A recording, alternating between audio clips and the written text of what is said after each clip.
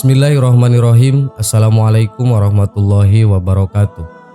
Sahabat yang beriman, dalam beberapa riwayat dan maqalah bahwa pada hari kiamat nanti Rasulullah akan membawa sebuah panji yang disebut sebagai liwa'ul hamdi. Lalu apa itu liwa'ul hamdi? Rasulullah SAW bersabda, "Ana habibullah wa ma'iyya liwa'il hamdi yaumal qiyamah." Aku adalah kekasih Allah dan liwa'ul hamdi atau panji pujian ada bersamaku di hari kiamat. Hadis riwayat Ad-Darimi. Rasulullah juga bersabda pada hadis yang lain, "Aku adalah orang pertama yang memberi syafaat dan dimintai syafaat dan tidak sombong. Liwa'ul hamdi ada di tanganku pada hari kiamat dan tidak sombong." Hadis riwayat Ibnu Majah. Liwa'ul hamdi menurut para ulama, dari hadis tadi kepastian bahwa Nabi membawa liwa'ul hamdi atau panji pujian sudah jelas kebenarannya. Namun para ulama tidak mengetahui secara pasti bagaimana hakikat dan bentuk liwa'ul hamdi. Hanya Allah dan Rasul pilihannya mengetahui hakikat dan bentuknya. Memang ada beberapa riwayat yang menjelaskan singkat mengenai bentuk liwa'ul hamdi pada hari kiamat sebagaimana hadis yang akan diuraikan. Namun sebelumnya ada hal penting yang harus diketahui mengenai riwayat hadis, seperti halnya yang dikatakan oleh Syekh Al-Hafiz Qutbuddin Al-Halimi dan Syekh Al-Mahibbu bil Al-Hammam, bahwa riwayat tersebut merupakan hadis maudhu atau hadis palsu. Kendati pun demikian, meskipun riwayat dikatakan sebagai hadis palsu, tetapi kita bisa mengambilnya sebagai wacana pengetahuan. Dalam tanda kutip bahwa hakikat kebenarannya hanya diketahui oleh Allah. Kita pun tidak boleh dengan mudahnya menyalahkan riwayat tersebut bahwa apa yang digambarkan mengenai liwa'ul hamdi adalah 100% salah atau palsu. Karena kita sendiri tidak memiliki ilmu untuk mengetahuinya. Bisa jadi benar atau bisa jadi salah, hanya Allah yang Maha mengetahui. Riwayat yang menjelaskan mengenai liwa'ul hamdi. Rasulullah pernah ditanyai mengenai liwa'ul hamdi tentang lebar dan panjangnya. Lalu beliau menjawab sebagai berikut. Panjangnya seperti perjalanan 1000 tahun, tertulis di atasnya kalimat tauhid la ilaha illallah Muhammad Rasulullah. Lebarnya seperti jarak antara langit dan bumi. Gigi-giginya dari batu yakut merah dan pegangannya dari emas putih dan batu jamrud hijau. Liwa'ul hamdi itu memiliki 3 ekor umbul-umbul yang terlihat seperti cahaya. 3 ekor umbul-umbul masing-masing berada di timur, di tengah dunia, dan di barat. Tertulis di dalamnya 3 baris kalimat. Pertama kalimat basmalah, bismillahirrahmanirrahim. Kedua kalimat hamdalah, alhamdulillahirabbil alamin. Dan ketiga kalimat tauhid, la ilaha illallah Muhammadur Rasulullah. Panjang setiap baris seperti perjalanan 1000 tahun. Ada 70.000 panji di sekitar liwa'ul hamdi. Di bawah setiap panji ada 70.000 baris malaikat. Dan setiap baris terdiri dari 500.000 malaikat yang senantiasa membaca tasbih dan mensucikan Allah. Dalam riwayat lain, Syekh Al-Jaryani mengatakan tentang makna Nabi Muhammad SAW, liwa'ul hamdi ada di tanganku, yaitu ketika hari kiamat telah ditegakkan. Liwa'ul hamdi dikibarkan di hadapan Nabi Muhammad SAW. Semua orang mukmin mulai dari keturunan Nabi Adam sampai orang terakhir yang lahir di hari kiamat berada di bawah panji Nabi Muhammad SAW.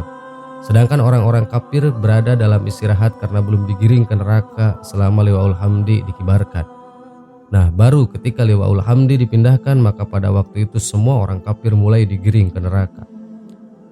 Panji selain liwa'ul hamdi di hari kiamat, dalam riwayat lain dijelaskan juga mengenai panji-panji para sahabat selain liwa'ul hamdi. Di hari kiamat diantaranya adalah liwa'us sidqi untuk sahabat Abu Bakar radhiyallahu. Setiap orang yang jujur dan senantiasa berkata sesuai fakta berada di bawah panjinya. Liwa'ul fuqaha untuk sahabat Mu'az bin Jabal radhiyallahu an. Setiap orang yang ahli fikih berada di bawah panjinya. Liwa'uz zuhdi untuk sahabat Abi Dzar Al-Ghifari. Setiap orang yang juhud dan orang yang meninggalkan dunia karena akhirat berada di bawah panjinya. Liwa'uz saqawah untuk sahabat Utsman bin Affan radhiyallahu. Setiap orang yang dermawan, suka memberi dan suka bersedekah berada di bawah panjinya. Liwa'us syuhada untuk sahabat Ali bin Abi Thalib radhiyallahu an. Setiap orang yang gugur mati syahid berada di bawah panjinya.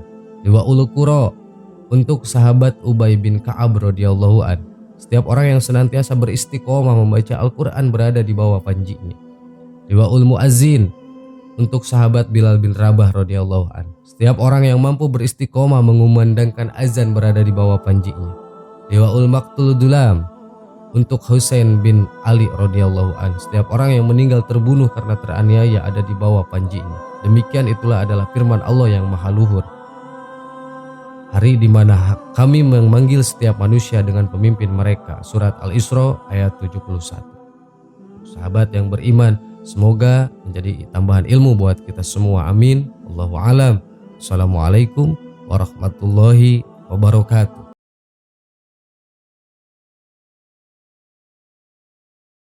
Bismillahirrahmanirrahim. Assalamualaikum warahmatullahi wabarakatuh.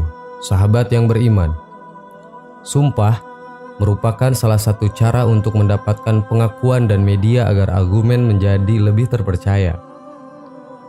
Namun apabila sumpah yang terlontar dari manusia yang agung dan pilihan Allah, tentunya bukan dalam rangka penguatan terhadap argumennya, melainkan untuk mengajarkan pada umatnya agar selalu berhati-hati dalam berbuat dan berucap.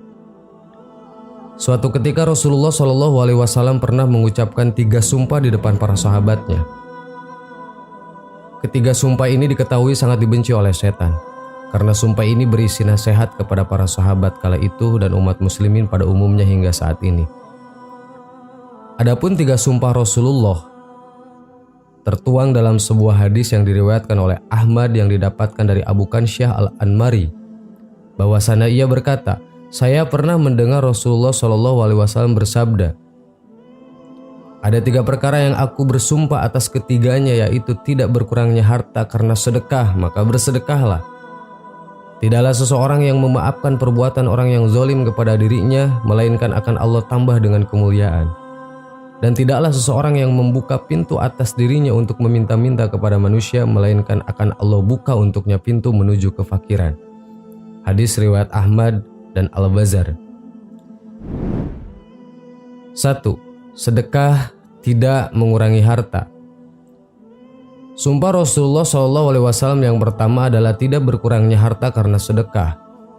Segala amalan soleh berupa sedekah, infak, dan zakat yang dilakukan di jalan Allah tidak akan membuat kekayaan dan kepemilikan harta seseorang berkurang. Dengan bersedekah, rizki yang didapatkan akan bertambah berkali lipat. Oleh karena itu Rasulullah SAW sangat menyarankan umatnya untuk selalu bersedekah dalam bentuk apapun. Karena sesungguhnya bersedekah adalah salah satu jalan di antara berupa jalan dakwah. Dalam hal ini Allah Subhanahu wa taala tidak akan menyia-nyiakan pengorbanan seseorang dalam bersedekah, walaupun secuil apapun, maka tetaplah Allah Subhanahu wa taala akan membalasnya dengan pahala yang sangat besar. 2. Bersabar dan memaafkan akan diganjar dengan kemuliaan. Di antara hikmah adanya orang yang zalim adalah anjuran bagi kita untuk berlaku sabar dan tidak meladeni kezalimannya tersebut. Sumpah Rasulullah SAW ini secara tidak langsung akan menjadi penawar bagi orang-orang yang teraniaya. Bahkan bukan hanya sekedar penawar, namun kemuliaan yang tinggi di sisi Allah Subhanahu wa taala yang ditawarkan.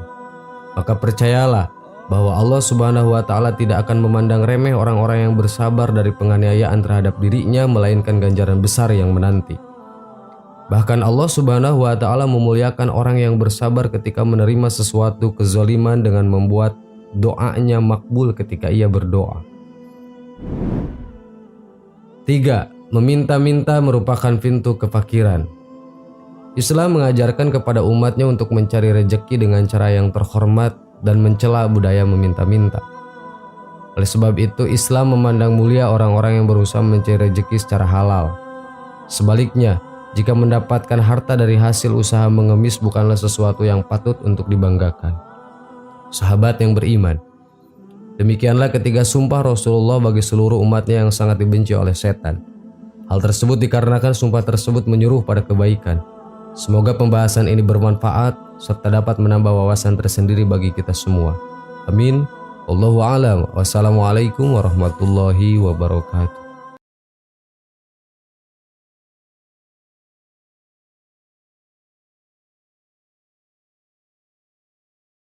Subhanallah walhamdulillah wala ilaha illallah wallahu akbar. Subhanallah.